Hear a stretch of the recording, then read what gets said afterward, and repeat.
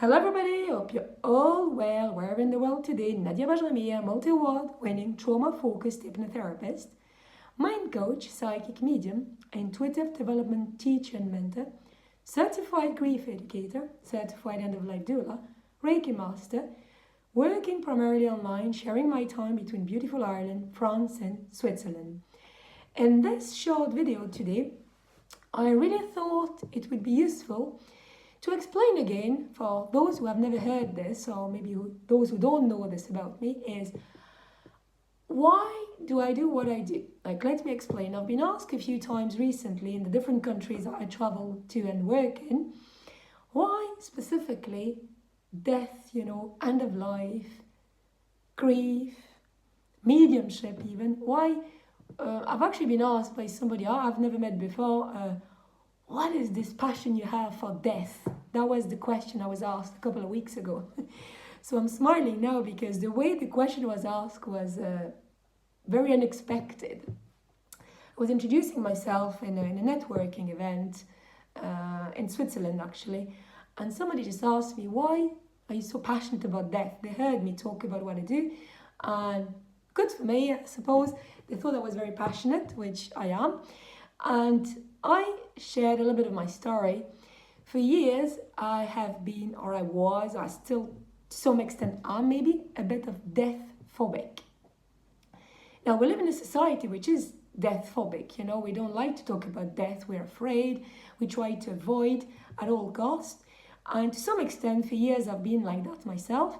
I've lost my father when I was very young, when I was 9. Then I lost a very good friend of mine to suicide when I was 16. Then I lost 2 other friends to suicide as well. I lost somebody I know in a conflict, in a war. I lost a person I loved very much in my mid-20s, and the story goes on. We all have had losses, and we all have a unique journey and our unique relationship to death. But as I said, for years I could not even go to funerals. Like the funeral I went to for my best friend at the time when she took her own life at 16 was so traumatic that I just blocked myself to funerals. So every time, even as an adult then, when people would say, oh, there was a funeral, or this person, unfortunately passed away, I kind of find an excuse not to go to funerals. Then I had to go to a funeral a couple of years ago, I think, for the first time, and since I was 16, and I made it. I did it. I made it through it, but I was very uncomfortable. Since then, I'm able now, thankfully, to attend funerals, to go, because I have another relationship to death. So why did I choose to become an end-of-life doula, which I will talk about in another video, helping people towards the end of life? And why did I choose to be a certified grief educator, helping also people who are going through the grief process? Because I've been through the grief process myself, but I didn't go through it let's say the right way for me. There's no right or wrong way to grieve. There's only our unique way. But I blocked my grief for so long that I would have loved to have somebody at the time, even though my family was very supportive and I did see people, but somebody with a more holistic approach to work with me around my grief, which I found in my hypnotherapist a couple of years ago now. And she also gave me the passion to become a hypnotherapist. This is for another video. But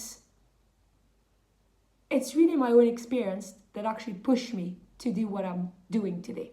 So yes, I have a passion for, we can say for death, which is again weird to say that in this way. But I have most of all a passion to help people understand that there is a way to approach death, and that there is a way to approach the after death as well, the grief part, and that we don't have to do it by ourselves. And I think when I first started delivering the services, like loads of people, I was crippled by imposter syndrome, thinking, well, what gives me the credibility really to do that, to help people going through grief, going through the end of life? Well, some of my teachers said something very interesting. Well, the key is you, Nadia, your experience, what you've been through. Use that to be able to help other people. And then, of course, we have our techniques and everything we learn in our courses, in our training. But I think a message to everybody out there who wants to do something, doesn't have to be death related, that's my story. But the biggest tool you have is you. And that's why I understood, and this is why I'm passionate about what I do, because I have me, my learning, my experience, and that's how I want to help people. But this is really why I'm doing so much work around the end of life and grief. And also, this is why I travel so much to network in France, in Switzerland, because in Switzerland, yes, assisted dying is in place, and there's a few things happening there that I would hope to bring back to Ireland in the near future. So hopefully this clarifies a little bit, or gives you a bit of insight, shall we say. It doesn't need to clarify anything, but gives you a bit of insights of why I chose to do what I do. Because I can tell you, I never woke up one morning thinking, oh wow, I'm going to be a grief specialist, I'm going to be an end-of-life specialist. No, believe me, that never really happened this way. It didn't just happen like that overnight. It happened gradually. And as Oprah Winfrey always says, turn your wounds into wisdom. My wounds were so deep that I said, well, how can I help myself? And through helping myself, I can help other people.